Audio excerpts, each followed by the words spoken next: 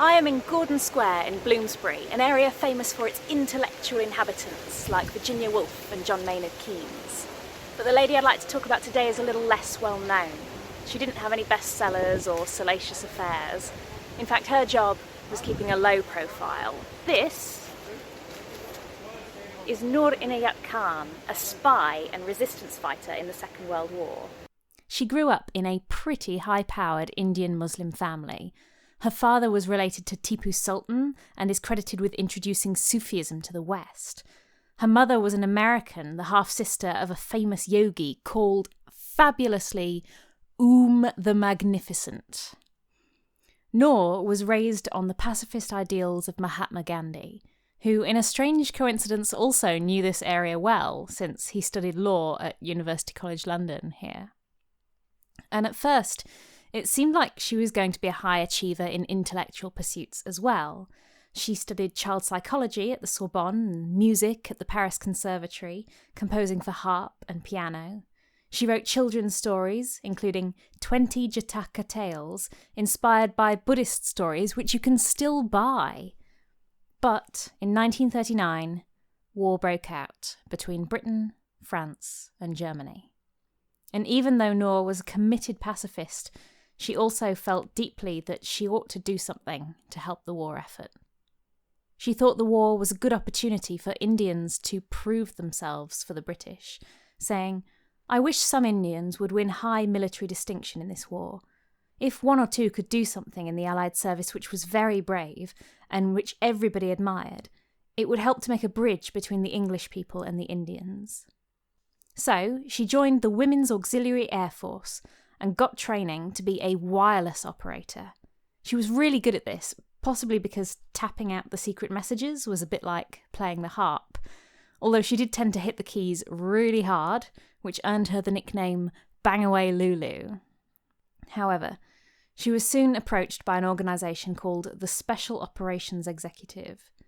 The Prime Minister, Winston Churchill, had created them to set Europe ablaze, help resistance movements in countries that had been taken over by the Nazis, and spy within enemy territory. It was a totally secret organisation, never acknowledged by the government. The SOE were interested in Noor because she was fluent in French, and they needed wireless operators. She impressed them so much that they only did one interview with her instead of the usual 3, even though, during the interview, she told them that after the war, she would devote herself to India's independence. As part of her training, they were taken to a strange city, where they had to find a place where they could transmit over radio, despite being tailed by an enemy agent. Then, finally, trainees underwent a mock Gestapo interrogation. She was terrified by the interrogation. Her officer reported that she was so overwhelmed she nearly lost her voice.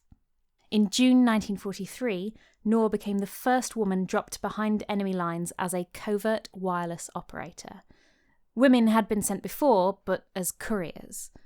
Women had worked well as couriers, but wireless operation was even more dangerous. Wireless operators had to communicate with London, sending and receiving messages about sabotage operations or which resistance fighters needed weapons. They would have to hide their massive aerial, sometimes in an attic or disguised as a washing line, and send their messages in Morse code. They would have to wait by the radio, sometimes for hours, for a signal saying the message had been received. Transmitters were hard to disguise. You could put them in a suitcase, but if you were searched, there was no legitimate excuse you could give for carrying one. Because they were at the end of the signal, they could be found more easily than any other kind of resistance operative. The life expectancy of a wireless operator was just 6 weeks. Khan lasted 5 months. She was given a briefcase with a radio and a 70-foot aerial to erect. Her cover story was that she was a children's nurse called Jean-Marie Régnier.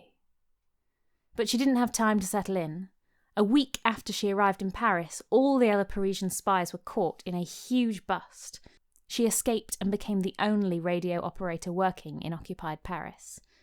The SOE offered to get her out numerous times, but she declined. She escaped the Germans several times, changing her location, looks and clothes on an almost daily basis, and during her time in France she was able to secure safe passage for 30 Allied airmen. But in the end she was betrayed by one of her French contacts and arrested by the Gestapo, the secret German police. She didn't give them any information. Although she was strictly raised not to lie, she managed to lie consistently to the Gestapo. And she kept trying to escape. After a second escape attempt, she was classified as extremely dangerous and kept chained up by her hands and feet in solitary confinement. She wouldn't promise to stop escaping, so they sent her to Germany, where she was beaten and interrogated for 10 months. Finally, she was sent to Dachau concentration camp in September 1944 and executed the next day. After she died, she was given awards by France and Britain, the Croix de Guerre and the George Cross. This bust was put up in 2012 and was the first memorial to a single Muslim or Asian woman anywhere in the country. And it's here because just down the street is her wartime home, 4 Taverton Street, which will soon be marked with a blue plaque. Noor's bravery and heroism are, to be honest, on levels that are a little incomprehensible to me, and she was just one of 13,000 men and women who were members of the SOE, doing dangerous, vital work in enemy territory under constant threat of discovery. Thanks for listening. If you want to visit Noor's bust or her plaque, I've made a Google map, link in the description. Of all the places I've visited so far on this channel, you can click on a pin and it pops up with the relevant video. You can pull it up and go on a London adventure of your own.